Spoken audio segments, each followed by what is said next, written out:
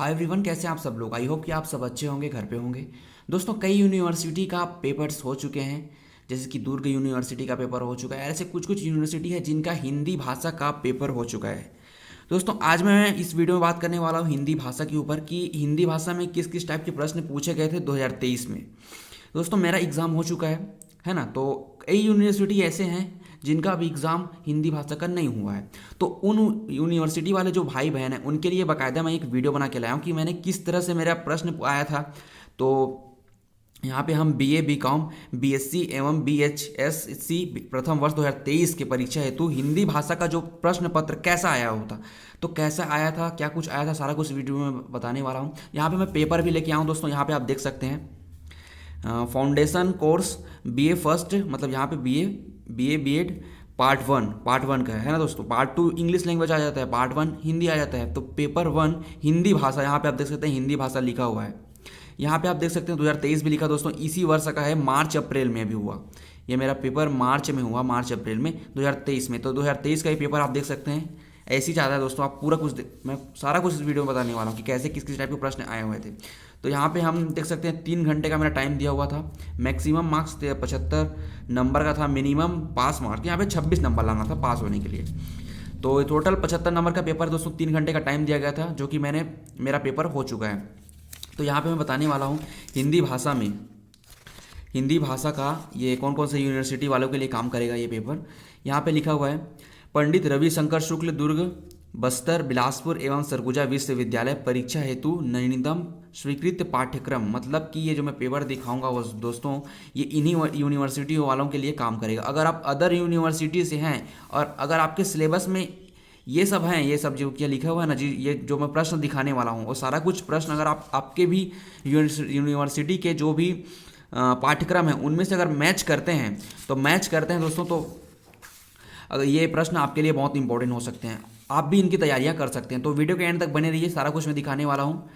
तो बिना कुछ देरी के यहाँ पे हम फटाक से जान लेते हैं कि कौन कौन से वो प्रश्न हैं। तो यहाँ पे हम सारा कुछ डिटेल यहाँ पे हम जान लिए। उसके बाद हम थोड़ा सा नीचे आते हैं। यहाँ पे लिखा हुआ है, सभी प्रश्नों के उत्तर दीजिए। प्रश्नों के अंक उनके दाहिनी ओर अंकित हैं। मतलब यहाँ पे दाहिनी ओर उनका प्रश्न का नंबर दिया हुआ है। ये 8 नंबर का प्रश्न है। तो यहाँ पे पहला नंबर का जो क है वो आता है, निम्नलिखित में से किन्हीं एक का पलवन कीजिए।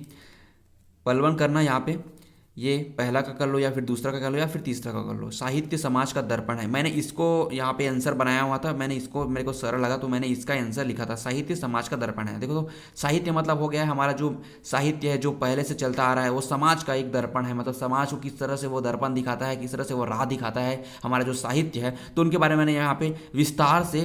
पलवन का अर्थ होता है दोस्तों विस्तार। पलवन का अर्थ होता है विस्तार। पलवन का अर्थ होता है विस्तार करना। तो यहाँ पे पलवन करना है, विस्तार करना है। अथवा करके पूछा गया था। अगर मेरे को ये तीनों में से कोई भी पता नहीं था तो मैं यहाँ पे अथवा करके अनुवाद का अर्थ स्पष्ट करते हुए अच्छे अनुवादक की विशेषताएं भी लिख सकता था। तो यहाँ पे हम नेक्स्ट पेज देखते हैं क्या क्या दिया गया है। उसके बाद में यहाँ पे जो दूसरा प्रश्न है, ख आ गया। यहाँ पे ख आ गया, ईद के दिन अमीना क्यों उदास थी। 7 नंबर का प्रश्न पूछा गया था, ईद के दिन अमीना क्यों उदास थी। और अथवा करके पूछा गया था दोस्तों, अमीना का क्रोध स्नेह में कैसे बदल गया। तो मैंने यहाँ पे ख प्रश्न का उत्तर दिया था मैं, ईद के दिन अमीना क्यों उदास थी। वो तो सभी आप जानते हैं, इनके दिन अमीना क्यों उदास थी। उनको अगर आप पढ़े होंगे तो आपको थोड़ा बहुत याद होगा, बट देख लेना, ये आता है। उसके बाद यहाँ पे दूसरा प्रश्न आ गया, निम्नलिखित वाक्यों को शुद्ध कीजिए। यहाँ पे निम्नलिखित वाक्यों को शुद्ध करना है। यहाँ पे टोटल 8 यहाँ पे वाक्य दिए गए हैं, 8 वाक्य दिए गए हैं जो कि 8 नंबर के हैं।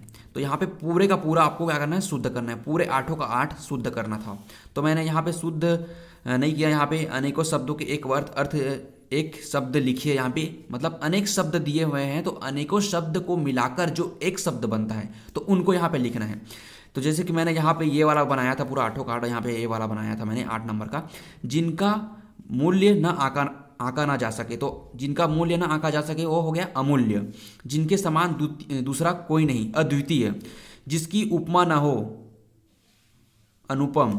बीता हुआ समय, इतिहास। अपने प्रति किए गए उपकारों को मनाने वाला, सौपकारी। वह स्त्री जो कविता लिखती है, कवियत्री। देख लेना आप अपने हिसाब से। तो फिर यहाँ पे हम बिना कुछ देरी के यहाँ पे हम तीसरे नंबर पे आ जाते हैं, तीसरे पेज पे आ जाते हैं। यहाँ पे खंड उसी का ख दिया हुआ है। भारत वंदना कविता का उद्देश्य लिखिए। 7 नंबर का प्रश्न पूछा गया है।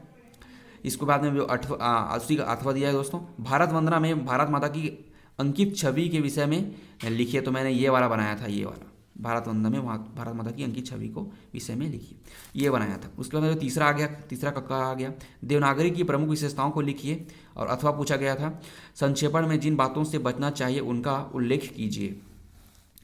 तो यहाँ पे मैं संक्षेपण का लिखा हुआ था। ख आ गया इसी का, भोलाराम गज्जियों में निहित व्यंग्यों को स्पष्ट कीजिए। और उसी का अथवा पूछा गया था, भोलाराम गज्जियों व्यंग्य रचना का उद्देश्य लिखिए। तो यहाँ पे मैं ये वाला बनाया था। उसके बाद में हम नीचे आ जाते हैं। चौथा नंबर का क में आ गए, ये 7 नंबर का था, ये 8 नंबर का है। सूचना प्रौद्योगिकी के घटकों का वर्णन कीजिए। तो मैंने यही बनाया था। सूचना प्रौद्योगिकी के घटक कौन कौन से हैं? सूचना घटक, भाषा घटक और टेक्नोलॉजी घटक, ये 3 घटक होते हैं। उसके बाद में ये अथवा पूछा गया था, भाषा से कंप्यूटर की क्या अपेक्षाएं हैं? ये भी कंप्यूटर से रिलेटेड भी प्रश्न पूछे जाते हैं, देख लेना आप इसे, है ना। उसके बाद ये 8 नंबर का हो गया दोस्तों। उसके बाद में इसी चौथे नंबर का जो खंड ख है वो उसमें आ जाता है, स्वामी विवेकानंद के अनुसार भारतवर्ष में सभी अनर्थों की जड़ है जनसाधारण की गरीबी। जनसाधारण की गरीबी सभी अनर्थों का जड़ है। इस कथन का विस्तार कीजिए। तो मैंने ये छोड़ दिया, ये बनाया था। क्या बनाया था? ये अमेरिकी जीवन की विशेषताओं के बारे में स्वामी विवेकानंद की क्या अवधारणाएं थी, तो इसको मैंने लिखा था। 7 नंबर का प्रश्न था, थोड़ा लंबर जो है आंसर उसको 300 साढ़े 300 शब्दों के बीच देना होता है। उसके बाद जो 5वां प्रश्न है, 5वां कक्का, मानक भाषा की आवश्यकता किन कारणों से पड़ती है, संक्षेप में लिखिए। ये 8 नंबर का है। तो इसको मैंने यही बनाया था मेरे पेपर में, ये नहीं बनाया था, इसको छोड़ दिया, मैंने ये बनाया, मेरे को ये अच्छा लगा। अथवा पूछा गया था, अमानक उपमानक भाषा से आप क्या समझते हैं, स्पष्ट कीजिए। तो अमानक उपमानक ये जो भी है दोस्तों उसको पढ़ लेना है। ये 5वां इकाई में होगा शायद। और इसमें खंड ख में मध्यकाल सामाजिक गतिशीलता पर प्रकाश डालिए।